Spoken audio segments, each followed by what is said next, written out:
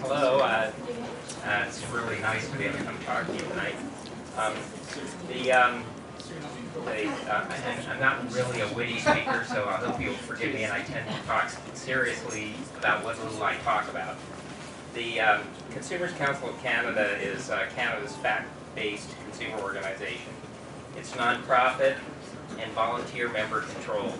My role in the organization is to make the organization function day to day. Most of the positions of our organization are represented by the people who volunteer in the organization and members of our board of directors. The council has set as its objective to work collaboratively with consumers, business, and government to support consumer rights and responsibilities, and it seeks an efficient, equitable, effective, and safe marketplace for consumers. I think one of the true challenges that everyone has to understand about an organization like the Consumers Council of Canada is the council has set out to be a role player representing consumers. And that's a very complex thing to do because consumers are not a homogeneous group. They're a heterogeneous group. And so our focus isn't always on representing each and every consumer's point of view, or even each and every group of consumers' point of view. Our role is to try to make sure that these points of view are all considered. So, in a real way, the Consumers Council of Canada is a human rights organization. It's focused on promoting some core rights and responsibilities that are recognized internationally in decision making. So, it's trying to make government and business and consumers consider the issues around meeting basic needs, safety in the marketplace, information, choice, representation, redress, consumer education, healthy environment, and privacy. So, to give you a simple example, 9 times out of 10, if I get a news media call, they're trying to find out whether we're angry about a price increase, right? And but a price increase is really not a factor for us, except where it deprives someone of their basic needs, right? The price increase is a value decision for consumers to make, in our estimation. It may be important to some groups of consumers, but it's not something that we necessarily represent around, other than to make sure that prices are fair. So, in a free market situation, we might spend very little time talking about prices if it's a good that doesn't really affect the basic need. On the other hand, we intervene very actively at the Ontario Energy Board, where we have monopoly pricing and regulated pricing. So that'll give you a little idea that it's kind of nuanced the way we approach representing consumers. The council itself is a voluntary organization. It maintains committees. There's discussion internally around how to go about representing consumers. It does some consumer research with its limited resources. It reviews the research of its own and others to try to determine its recommendations for policy, and it's actively involved in consumer representation. So one thing we're often doing very strongly is just trying to find qualified, capable individuals who will volunteer their time throughout what is actually a fairly extensive and complex environment that offers consumer representation and a lot of decision making, a lot more than a lot of people realize. Looking at it from my vantage point as the executive director of Consumers Council, I would say the big problem today is not whether you have the opportunity for representation, it's whether people actually exercise the opportunity for representation. Anyway, we as an organization range across a lot of topics. In the last few years, we've looked at the impact of emerging cyber threats on mobile devices, Canada's banking dispute resolution system, smartphones and whether they're making for smarter consumers, Canadian consumers' online reputations, that's a really fun area, prepaid wireless plans, the Ontario Smart Metering Initiative, and I could go on with a long list of topics across areas that have been of concern to consumers in Canada. Our consumer representatives are very active. There are many delegated authorities that have positions on them that are sometimes explicitly set aside for people who are consumer representatives, and because our organization works hard at promoting consumer representation, many of our members are active in those roles in government, on self-regulatory bodies, and in business. So we're involved at many different levels. Part of the reason I came to talk tonight is that at the moment the council is doing something which is actually a little bit new for us. We're facilitating a consumer group panel on food information, labeling, and advertising. And so this is a case where we're not just acting as an organization in our own right. We've convened other consumer groups to look at the subject of food information, labeling, and advertising. And we've done it for some fairly specific reasons. We think it's a timely moment to be looking at this, and one of the main reasons for that is that the Safe Foods for Canadians Act is before the Senate. We expect it will probably clear the Senate this week. It'll be back in the House of Commons, and in all likelihood will pass. And one of the things that this is a piece of enabling, what they call enabling legislation. So what it's going to lead to is a quite comprehensive review in order to develop the new regulations that will be in place under the Act. And we couldn't bite off everything. We're not a large enough organization to deal in detail with everything, with every part of it. But we know that Health Canada and the Canadian Food Inspection Agency will be broadly looking at the subject of food information, labeling, and advertising in regulation really over the next couple of years. And so we wanted to begin the process of readying ourselves for that process.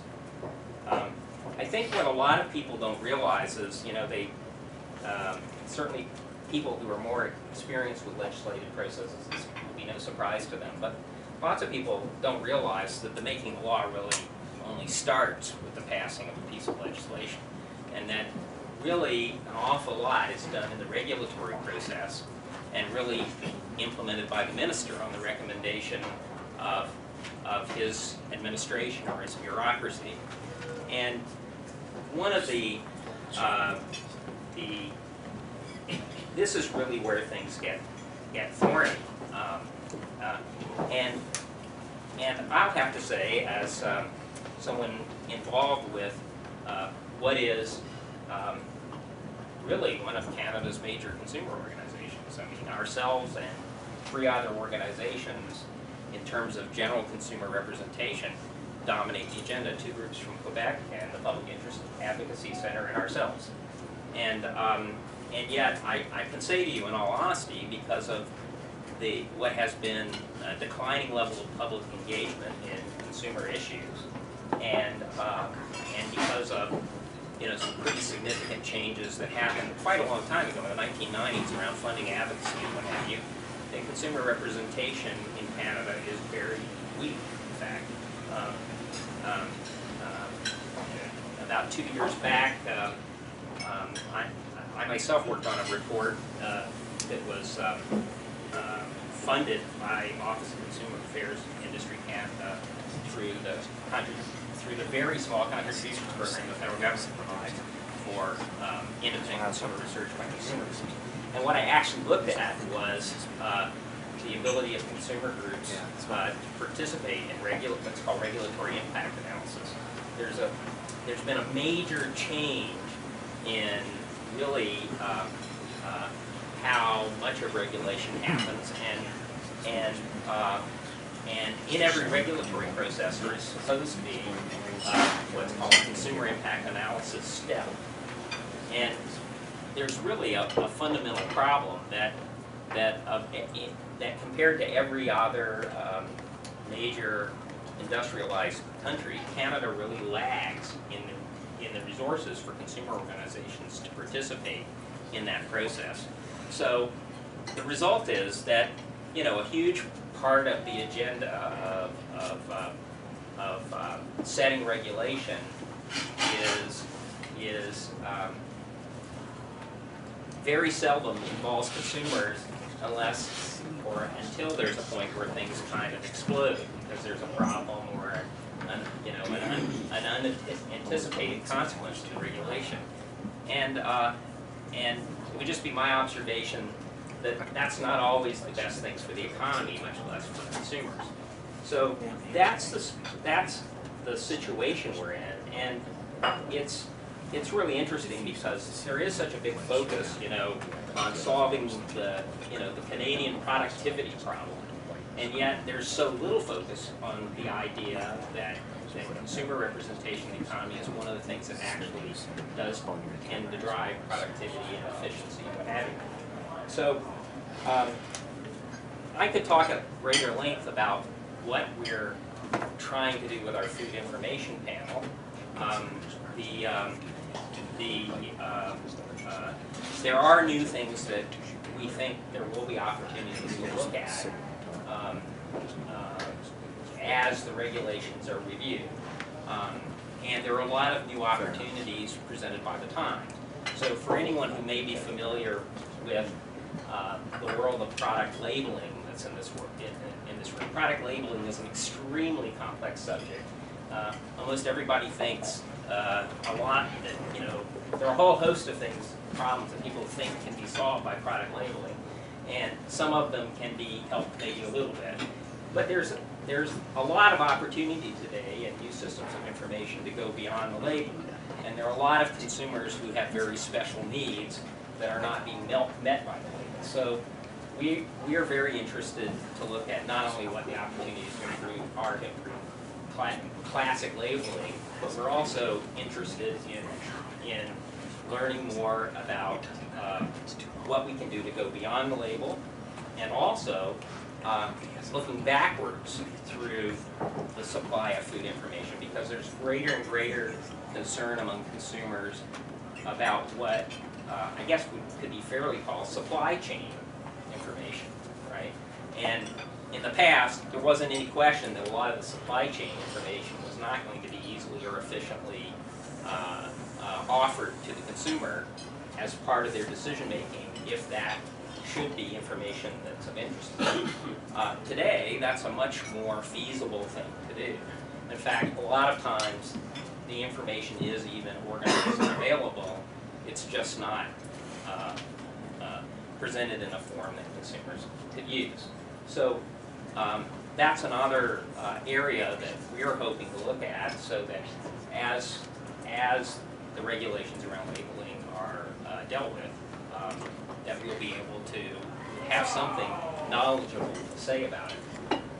Now I know that there may be some people in the room, because of the recent problems of food safety, who have some interest in, you know, what's going on there. I am not a food safety expert. However, I do sit on the Consumer Advisory Panel to the Canadian Food Inspection Agency. So I pretty much do hear at least what the official line is of CFIA on a regular basis. And I wouldn't be able to recount to you every single step in the timeline on the latest issues, but I think I could probably comment reasonably well on, you know, what we are hearing about that situation and what some of the points of tension are in trying to deal with that, you know, from a regulatory standpoint, and what our concerns would be as a consumer organization about what's happening. You'll forgive me if you stand strongly on one side or another of this issue, that I'm likely to try to take a balanced view of what I'm hearing, because you know, our first concern is that people at least know what there is to be known, and then from there people can make their decisions in the marketplace about what they want to do about it.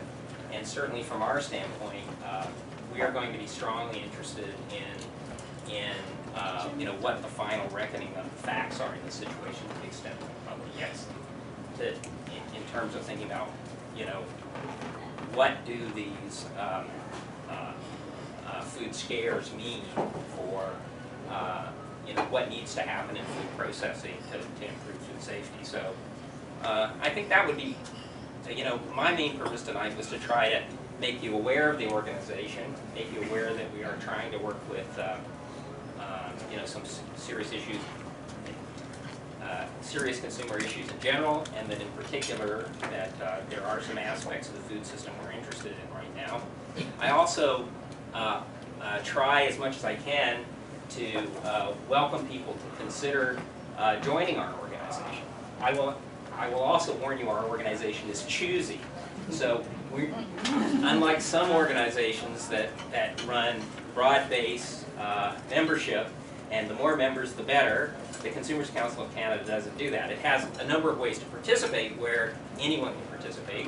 We run a survey outreach that we call a public interest network, where we're interested in a broad range of engagement, and we ask questions, we listen to the answers, and we try to look at it and say, what do we need to communicate to policymakers about consumer concerns today? The core membership of our organization, and we're not highly restrictive about membership, but our board of directors reviews each and every member for membership, is focused around trying to get people who will adhere to the core principles of the organization, and because it has a definite purpose and objective within the economy, and so it tries to look for that. And but we are looking for people of all ages. I will say we've had a fairly active initiative to bring in young adults, 18 to 35. It's been really good for our organization, and there has been a lot of interest actually from policymakers to have representatives from our organization working in that age group. Likewise, we also tend to get a lot of people who retire, who suddenly say, free, free, free at last. I can say what I think and what I want without concern about my employer or anything else, apply my expertise. And so I'll give you an example. Our immediate past president of the Consumers Council of Canada, Don Mercer, I often cited, was a senior level, I think, of about what would, I forget what the title is in the Competition Bureau, but would generally be considered like the assistant deputy in the Competition Bureau, and was in charge of the Ontario and then the Pacific regions, and so has a wealth of knowledge about competition policy, and has been very actively engaged with our organization and a phenomenal resource for us. So a lot of times this is how we are able to get expertise we could otherwise never afford. And so it really is phenomenal, the people who donate their time to help our organization represent Canadian consumers. So with that, I would wind up my remarks, and you want to have your discussion period.